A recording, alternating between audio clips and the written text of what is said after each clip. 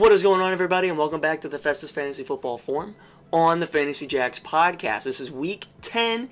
We have a great show planned for you guys today. Matchup previews, the power rankings. We're also going to be doing our regular returning segments, and I think this week is going to be a really good one because of what I project to be a big switch up with a lot of teams. I mean, season's only got 10, 11, 12, 13, 14, 5 weeks left, so it's crunch time now for a lot of teams. However, this is the witching hour of the fantasy season, so I think anything can happen. Without further ado, let's get into the matchup reviews of Week 9. Had some pretty good games. Here we go. Alright guys, let's get into the matchup reviews of Week 9. I'm going to kind of fly through these because there wasn't really that many great games. Let's start with this one though. 12-man blitz. He took down the Dogs 130.22 to 111.16. No Saquon Barkley this week, but it started off great on Thursday night with Lamar Jackson. But unfortunately for Ty, 12-man blitz was just too much to handle, right? You know what I'm saying? 5 straight wins now for Colin, now sitting at 5-4, back to the first place in his division, which is very impressive considering his awful start to the season.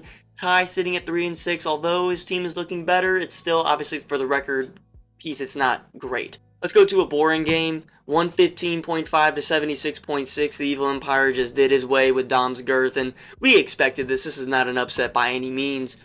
Sam Darnold, waiver wire ad, pretty impressive there. He did really good. No Jalen Hurts this week, was just fine without that. No Ramondre Stevenson due to injury. Maybe some concern right now with Jahmyr Gibbs. I don't know. I think if there's a trade being made, it's going to be with this team right here. I think this team is getting really aggressive with trying to get rid of one of these wide receivers, potentially Trey McBride, I don't know, in order to get a new running back. So be on the lookout for that. That's probably going to be made, and then we'll be reviewing that with Dom's trade reviews. Obviously, this comes out Thursday, so I can't tell for now. Dom's girth, I don't want to even harp on it. Samuel Porter, great job, but this, no. Awful game. Here we go. I told you guys this was going to be probably primetime game, and it ended up being fireworks. Amazing game here. Name still loading. Took down the Washington Redskins 104.52 to 102.08. Redskins came into this game pretty injured. No Garrett Wilson, no A.J. Brown. 2 points short of this victory, and he really needed it considering his division is super competitive.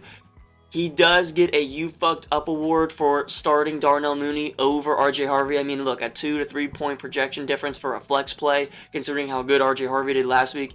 There's really no, like that. I think that constitutes a You Fucked Up award. So Justin's going to get a You Fucked Up award there. 4 names still loading. Jaden Daniels out for the probably season. Puka looks great. Quentin Johnson finally caught a touchdown for you, but other than that, not really super encouraging stuff from the team, especially now with Jaden Daniels out for the season with that elbow injury. We're going to have to monitor what this team does, because I think a move could be made for this team as well. Holy shit, breaking news, the Colts are trading 2 first-round picks to the Jets for Sauce Gardner. That is crazy. That is very crazy.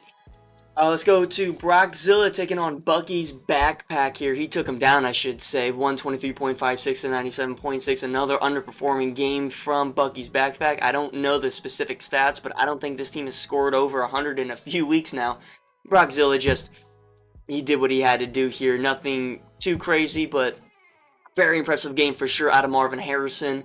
Josh Jacobs continues to be super consistent. Amon-Ra St. Brown, newly acquired. Boring game for this one.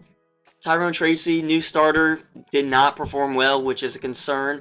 I did say, it didn't that matter, but I did say Tajay Spears would outperform Malik Washington. Just going to toot my own horn there. Yeah, I don't know. Jay Gill's in a weird spot right now. Let's go to the highest scoring game of the week, actually, this was awesome to see. Team Didi, he took down Jack and Goff 147.04 to 135.54. And a huge game out of Brock Bowers that propelled Team Didi along with T. Higgins as well. He had a great game on the bench. He had Kincaid even score 22. Torrey Horton scored 20. Very impressive here out of Team Didi. His best game of the season by far. And for Jack and Goff, first week trading, Amon-Ra, getting James Cook and Gadsden, and you put up 135, which is a very impressive feat. Everybody scoring over 11, 12 points really. And it just wasn't enough. I mean, it's hard to beat a team that scores 43 and 33 and 27. I mean, that's a tough gig. Let's go to the primetime game. One that really sucks. Can't Chubb check. He took down the Guardians of your mom's house, 111.82 to 107.1. Get out of the way, Alvin Kamara. You fucked up, Jax. I fucked up. Rico Dowdle was on the bench. 100% should have played him. 100% could have played him. And I didn't. I really didn't mean to, okay? Here's my thought process now for the rest of my life. If I'm ever in a start-sit decision, even if it's two bad matchups, even if it's, two bad offenses, I'm going to just play the better fucking player. Kamara, at this point of his career, is not a good running back. He's just not. He's on a terrible offense, an offense that doesn't even want him. He's with a rookie quarterback who sucks, and it was his first ever start. Did I think that he was going to get some dump-offs? 100%. Somehow it didn't happen. I don't think he got one catch. For my rest of my life, I'm always just going to pick the better running back, the better player to play in the spot. Especially running back. I think wide receiver is a little bit more dependent on a lot of different factors, but for running back, if you're ever in a tough start decision, just play the better fucking running back. And that's Rico Dowdle, and I fucked that up. Not a good job. I'm stupid. I'm so stupid for that. Honestly, bad performance out of Mez's team. I mean, Christian McCaffrey went off, but other than that, no one really did anything. But Jonathan Taylor bad, Keenan Allen bad, Addison bad, Jordan Love terrible, right? Dobbs and Bijan, I think they kind of helped them out, but couldn't take advantage. 2 weeks in a row that Mez had 2 losses on the table and teams could not take advantage. That sucks to see. I hate my life. We're going to move on now to the matchup previews for Week 10. All right, fellas. Another fun fact of the week. This week it's going to be about wins. So we're going to be going over most wins, least wins, and then playoffs as well. So, with the most regular season wins as of last week in league history is Jax with 29. He also holds the record for the most playoff dubs. This is counting last year, and he's got 5. Total championships, we have 4 people that have 1, and that's Dom, Ty, Jax, and Chrissy. Total wins, including playoffs and regular season, Jax, 45. Least wins in the regular season is AJ with 24. Sorry, Alan. That sucks. And then for least postseason wins, there's also a 4-way tie. And these people all have 0 postseason wins. It's Austin, Mez, J. Gill, and AJ. Sorry, fellas. It's a rough go of it. Most championship losses, Jackson again with 2. And then least total wins, it's going to be AJ again. He's got the least regular season wins, 0 playoff wins. I mean, brutal day for Allen. But hey, go Steelers, Ty. We're back. Alright guys, here we go. Matchup previews for Week 10. Super excited to get into these. I just want to clarify, last week I went 5-1 actually in my picks. I think the only one I missed was Tony over Austin. So hopefully this week, go 6-0. I think now I'm 30-24 on the season. Ty, his lock actually missed last week, so he moves to 5-5. And here we go. Speaking of Ty, starting with Jack and Goff taking on the Dogs. Right now, early projection total 134.5 to 104.7. Again, just want to clarify, I'm recording this on a Tuesday, so waivers haven't ran. There's a lot of injuries that probably aren't going to play out, so a lot of things are different right now, subject to change, obviously. I'm going to take Jack and Goff to win this game. I mean, I don't think with the Dogs team right now, considering Saquon's tough matchup, Lamar's kind of got a tough matchup, Trayvon's going to go back to most likely a backup role in a decently tough matchup as well. I don't see how Michael Pittman, tough matchup. I don't see how he ends up winning this game, unfortunately. And as for Tony, again, his team put up a great fight last week, 135 points. You have JSN, who's amazing. You have ETN, who's starting to get cooking. Achane and James Cook. James Cook has an amazing opportunity here against Miami, who have awful at run defense. So I think this is a home run play here for Mr. Marmonti. But Ty, look, his team has been putting up solid numbers as well. I could project him scoring over 105. So if this team can put up 110, 115 points, he definitely gives himself a shot. Tony's team is known to bust. Maybe it happens again this week. I don't know. let's go to the Washington Redskins taking on the Guardians of your mom's house. Currently 94.9 to 113.1, but got to fill in a tight end there for the Guardians, and I think Judson has to fill in a running back for Javonte Williams, who's on a bye. No one on bye for the Guardians. I think this team is going to be looking to make some moves, whether it be on the waiver wire for a tight end or via trade. We'll see what he ends up doing, but the team looks pretty great right now, especially now that Rico Dowdle has emerged as a RB1, I think, rest of the season.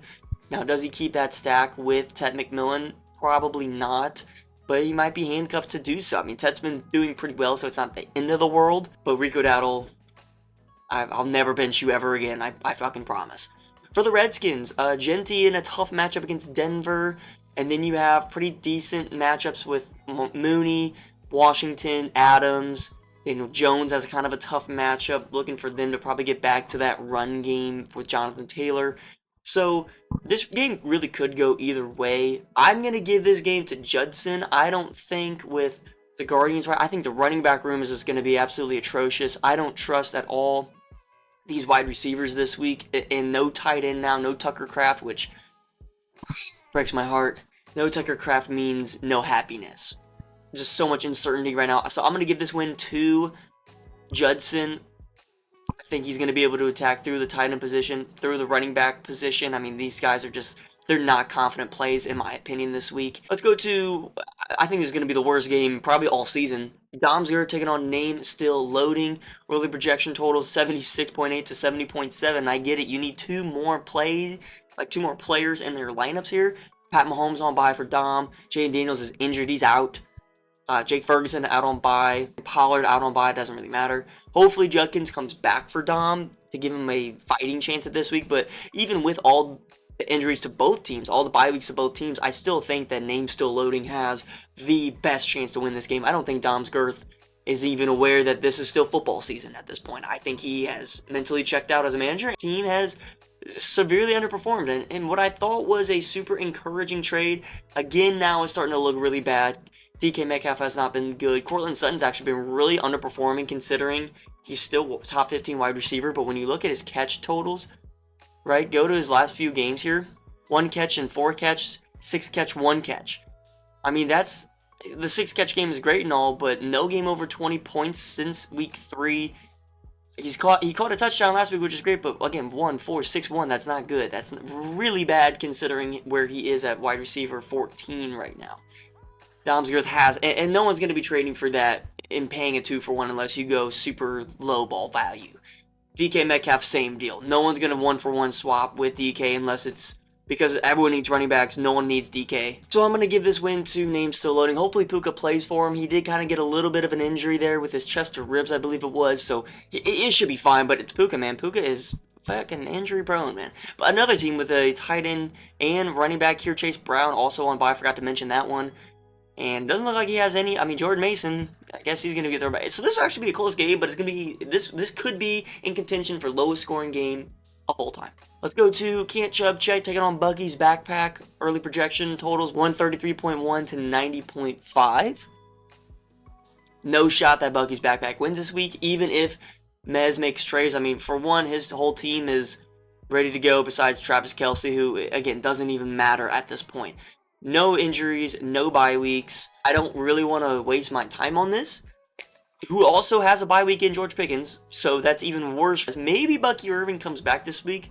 What's his workload going to be if it does, right? He has like 3 injuries right now. No one has said anything about the injury. It's really concerning, actually. And let's go to the final 3 o'clock game here. Brockzilla taking on Team Didi. 133.4 to 112.7. Team Didi coming off that huge point game last week here, and it's looking like he's going to try and run it back. T. Higgins out on bye, which is unfortunate. I think Ricky Pearsall might come back, so I think all in all the team is going to be looking in a pretty good spot here. Brockzilla, though, a different animal, but the same beast, if you know what I mean. Amon-Ra, Jettas, Jacobs, Henry, Marv, who looks to be back or here, I don't know. Brian Thomas Jr. either going to be injured or just going to be straight up benched at this point for Brock, which is a crazy thing to say considering where Dom drafted him in the beginning of draft season. So Brockzilla, I'm going to give this win to you. I think Team Didi is going to regress from that 140-point game. Even if Brock Bowers goes off, he's going up against A, Denver, and then B, there's no way that his running backs can outproduce Josh Jacobs and Derrick Henry to the point where it negates any scoring out of Brockzilla. Brockzilla is putting up way too many points, and going up against Team Didi, there's no shot for him.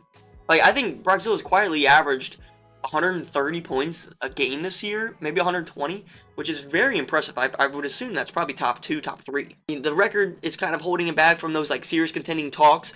Like, right now, like, it's Mez, but 5-4, Brockzilla's looking in a monster spot. So, let's go to the primetime game for Week 10, guys. 12-man blitz taking on the Evil Empire. 12-man blitz, 5-game win streak projected, currently 118.5, and the Evil Empire with 111.7. Evil Empire kind of getting screwed on the bye weeks this week with no CeeDee Lamb and no Rashee Rice. However, on the other end, though, Jamar Chase out on bye for 12-man blitz. So this is, I think, very fair considering you have elite quarterback matchups. You have, I would say, kind of a fair running back matchup. I mean, Gibbs can outscore Warren and Kyron on his own.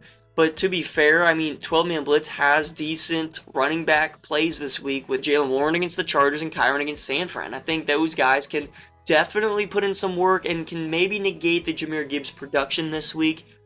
Chris Olave now, wide receiver 1, the only one there, going up against Carolina. Rashid Shaheed on his way to Seattle. Does he even play this week? I have no idea. Debo. No. Moving on. Nico Collins against Jacksonville. We'll see how that goes, especially with Davis Mills now at the helm. Battle of the tight ends. I think Chris is going to feel the wrath of Dallas Goedert. Now, granted, any touchdown that he throws to Dallas Goedert, it hurts Colin more than anything. I think another big topic of this week is going to be Swift and Monangai. Who gets the start for them? Does Swift sit out another game? Is it a full workload for Monangai? Or do they both play? Does Colin play both of them and then they just split the work? They want to run the ball in Chicago and it worked very well last week. So I think either way, if Swift plays great, you know, he's going to get his ones against the New York Giants. Great matchup for him. Or does Monangai just get a full workload?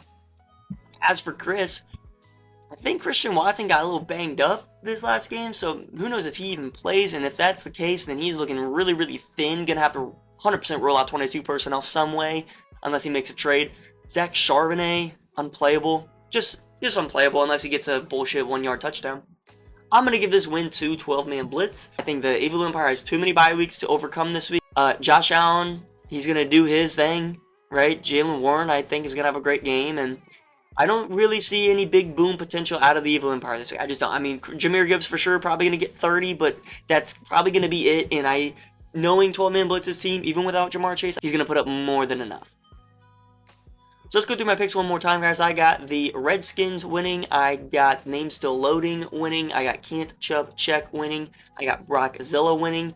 And for the final 3 o'clock game, I have Jacking Golf winning. And go to primetime for Week 10, I have 12-man blitz winning. Let's now get into Ty's Lock of the Week. Here we go.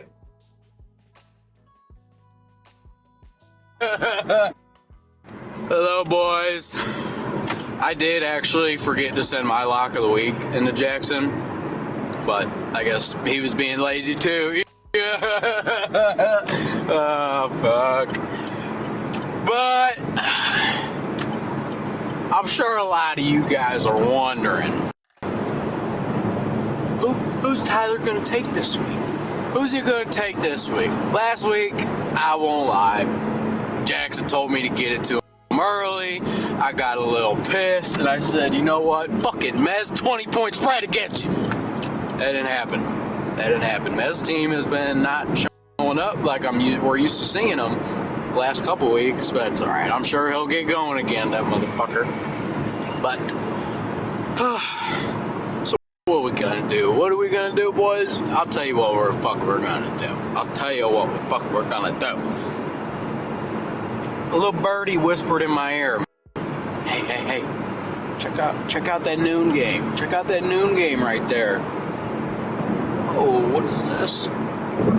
12-man blitz heading to Evil Empire, huh? Little noon game, you know. What's this? Oh, Chris is a 5-point favorite. Okay. I still don't know what I'm supposed to do with that. You hammer Chris. You fucking hammer Chris. -5. Give me that all day. No Jamar Chase for Colin. I think his team played real good last week for him. Hey, I'm banking on the opposite this week. Go Chris. Good luck to everybody. Alright guys, so here is the current standings for the league as we get into the final segment of this video, the power rankings. And I wanted to just, highlight some things. Mez, 99% chance to make the playoffs, absolutely. Name still loading, now 2-game lead over that division. One interesting note here, and I don't know how ESPN factors this in, but Brockzilla currently with an 83% chance to make the playoffs, but 12-man blitz only a 79% chance. I don't understand how that happens at all, but some interesting. Points for leader right now, no surprise. It is Can't Chubb Check, sitting at basically 1,200 points. For most points allowed this year, it is the dogs and myself. Fucking obviously. Also, though, 12-man blitz sitting down there. Currently, here are the rankings based on ESPN. This is not how my power rankings go, but based on division leaders and points for, currently, it is Mez and Colin with first round buys. Alright, so let's get into the power rankings of this episode. And if there's any more breaking news on any trades or whatever, I'll let you guys know firsthand, like Adam Schefter. I was told it's better for the video whenever the power rankings kind of go by quicker. So we're going to do that. Again, week 10, we kind of know what teams are what. We know what teams are going to make the playoffs. But if there is any big things I want to touch on, then I will, or if there's any big changes. So let's start out with another change that is back at number 12 now. Dom's Girth sitting back down here. I'm sorry, but it's the truth, and there's no debating it. I don't think this team has scored. I mean, look at the points this team has scored in previous weeks, right? 76, 92, 98, 92. He scored 143 against Brock, which is funny. But besides that, the last 4 weeks, not over 100 points. And it doesn't look like it's going to get any better whatsoever. So at this point, you have to keep Dom in last place. No boom weeks, no potential for boom weeks either, and no value in his players whatsoever. Let's go to number 11. I'm going to keep Austin here just for now. I understand he had a huge week in week 9. However, still a ton of injuries and still a lot of uncertainty with some players, right? Xavier Worthy, his role has completely diminished.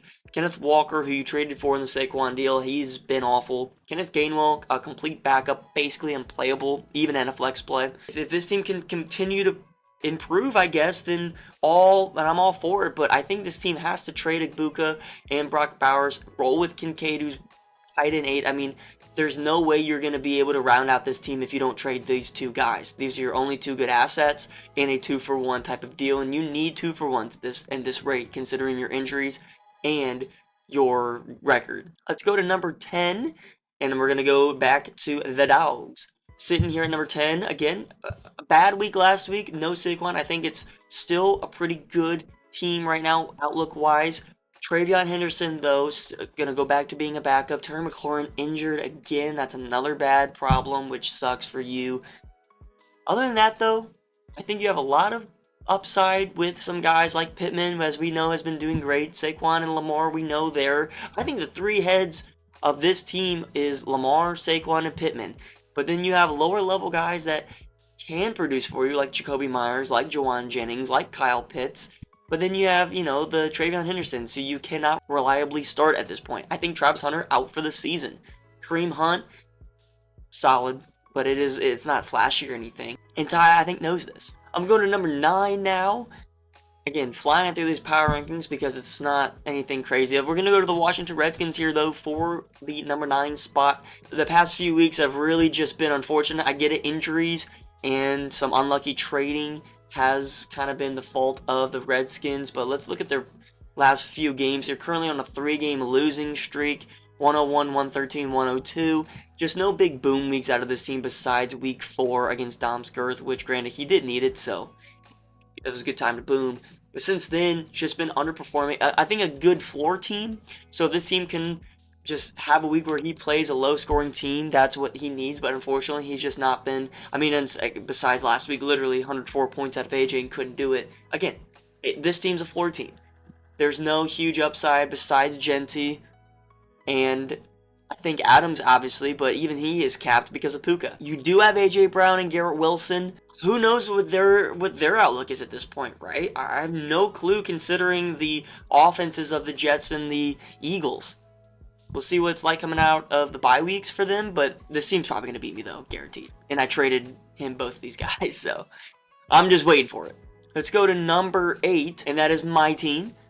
No more Tucker Kraft. Alvin Kamara is dead to me. Luckily, Rico Dowdle has ascended. That's the word I want to use. Ascended. The wide receivers look great. Wide receivers 16, 20, 21, 7. Plus, Omarion Hampton going to come back in a few weeks. Chris Godwin also in the deal. All running backs damn near, so we got to consolidate that and figure that out. But I think for the time being, this is an 8th spot team, 3 and 6. This team has to be perfect for here on out, considering the division race now, 2 games back out of first, and the team is scoring pretty decent. I think the 6th best scoring team right now.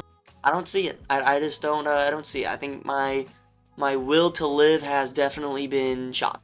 Let's go to number 7 here. Another team with a lot of questions. Bucky's backpack. Bucky Irving hopefully coming back, but as of now, it doesn't look like he is. No upside here either. It's another one of those teams where, in all honesty, the floor is actually the big problem because there is no floor. This team is very much in contention to break the lowest score ever every single week, which is really harsh, and I'm sorry to be that harsh, but it's true. Tyrone Tracy, first game back, did not look great. George Pickens, his ceiling is capped with CeeDee Lamb. Josh Downs, his ceiling is capped with Michael Pittman. David Montgomery, his ceiling is capped because of Jahmyr Gibbs, as we know. And then you don't have any great plays here with Malik Washington, Zach. I mean, you know what I'm saying. Like, there's just no big ceiling here with Bucky's backpack. This team is not going to outscore anyone in any given week. It's going to be mainly teams just busting against Bucky's backpack. And that's how he's gotten to 6 wins, granted. But, like, look at his recent schedule here and his point performances. 97, 104, 92, 94, 108, 99, 74. I mean, the first 2 weeks was on fire, but since then, not doing anything impressive. Number 6, I'm going to go Mr. Name Still Loading. Currently in the playoff lead here of this division. 2-game lead in this division. Jaden Daniels now out for the season, we project, so that's going to be a huge blow for this team, who drafted him pretty early to be that savior, but he was producing well, but it wasn't producing at the level of those top echelon guys, you know, the Lamars, Hurts, Josh Allen. So, does he lose much? Not really. He can go play the waiver wire if he needs to. Chase Brown's been great. Kamani Vidal, he gets to week 13, so 10, 11, 12, well, one's a bye, so he only gets 2 more games out of Kamani Vidal. Puka Nacua, still the best. I love him. He's awesome. He's mainly in the 6th spot because he has a 2-game lead in the division, and that, in my opinion, might be all it takes and all you need. You might only need 6, 7 wins here for this division this year. It's the worst division in the league by a long shot, but I think AJ still needs to make moves just to make sure that he stays on top. Does he trade Puka? I would be very shocked if he did, but it's possible, okay? Because if Puka goes down, this team is absolutely cooked. This team is worse than Dom's if Puka goes down, just being honest. So maybe he trades him for more depth just to protect himself in that aspect. And Puka's a very injury-prone player. I don't know. In the number 5 spot, I got Jack and Goff here, guys. Staying here at number 5. Could be looking pretty decent now. James Cook, Devon Achane, Jackson Smith, and Jigba. Great players for you. I love that 3-headed monster. And then you also have Arande Gadsden, who's a very solid tight end floor play here. Bench-wise, Aaron Jones looks like he's doing pretty decent. And then Travis Etienne, too, also underrated sleeper play there. It looks like for him to get to that top 3 spot, I would say he actually needs a new quarterback. I'm not a fan of Jared Goff whatsoever. I get it, it's his name, but I'm not a fan of him. Etienne, honestly, this team is very well rounded. I think 5 is, it's a good 5, right? Like, I think last week was a bad 5 for this team, but this week it's a good 5, if that makes any sense. Like, this looks like an elite 5 spot for Tony. It's just, problem is, the 4 guys above him are really, really good this year, and that's okay. But in my honest opinion, this team is a very good 4-5 team. I know the record sucks. I wouldn't make any changes to this. I really wouldn't. Unless you somehow got a magical offer to upgrade DJ Moore or Travis Etienne, I don't think there's anything you need to do. I think you're going to make the playoffs as a wildcard team, like I said, unless something crazy happens. I think this team is good. No need to make any moves. Let's go to number 4 here. Moving down again for the second week in a row. The Evil Empire moving down to 4. And that's because this running back 2 position is a bitch. On top of now flexes being an issue too. I get it. CeeDee Lamb and Rashee Rice are on bye, so don't worry about that. But the running back 2 position is the big concern here. I think this team is going to make a ton of moves, and I think one of these wide receivers, my guess is Nico Collins, is going to all be on the chopping block. I guess CeeDee Lamb too. I guess he finally sees the downside in him with Pickens and Ferguson there. Rashee Rice, been fantastic. Trey McBride, still probably the best trade all year, if we're being 100% honest. Gibbs, Hurts, elite plays, but I think I have to move this team down because there is a hole in this team, right? The top 3 teams are really well-rounded. This team, though, there's a big glaring hole, and I think that's the problem. That's why I'm going to move it down. So let's go to number 3 here. Moving up once again, I have 12-man blitz guys, and this team continuing to score very, very high amounts. Second in scoring on the season. Very well-rounded. Quarterback 4, which is Josh Allen, so he's going to get better than that anyways. Running back 12 in Kyron, super nice floor there, averaging 16. Jalen Warren, running back 20 with a nice floor of 14 points a game, which is solid. Olave, Jamar Chase, those are great guys for you. Tight end 6 in Dallas Goedert, super underrated. DeAndre Swift or / Kyle Monangai, whoever's leading that Bears backfield, great play by this guy. So 12-man blitz, well-rounded, not many holes. If I had to give one concern, it would be the flexes or Deebo Samuel, but nothing too concerning. Go to number 2, stay at number 2, Brock Zilla. I think the trade for Amon-Ra St. Brown was perfect for his team. The loss of a running back is a big blow considering now Brian Thompson and Matthew Golden are borderline unplayable at this point. Darius Slayton's not going to help you at all, so maybe keeping James Cook was the move. Only time will tell. I'm always a fan of the wide receivers, so if you got a chance to go get Amon-Ra St. Brown, then go get him. Drake May, quarterback 2. Josh Jacobs, running back 5. Amon-Ra, wide receiver 3. Tyler Warren, tight end 3. And Justin Jefferson, wide receiver 11, which is very impressive. We all know what he's capable of. And number 1, no surprise here, Can't Chubb, check. Fuck you, by the way. 2 bad weeks in a row, actually, considering his performances and his projection totals every week. Projected 130 plus and has not put up close to that in the past 2 weeks. Maybe the wide receiver position is a bigger concern than people maybe realized, or maybe running backs are just letting this team down. If it was any other people besides myself and AJ those last 2 weeks, I think Mez is not 8-1. I think it's a different story right now, but he gets away with it. 8-1, best record in the league. 8-game win streak, by the way. So he's going to play against Jay Gill this week, so he's probably going to go to 9-1, and he's going to look to break his own win streak record that I think he either tied or broke last year. I don't remember, but he's going to go look to beat that. Go back to back.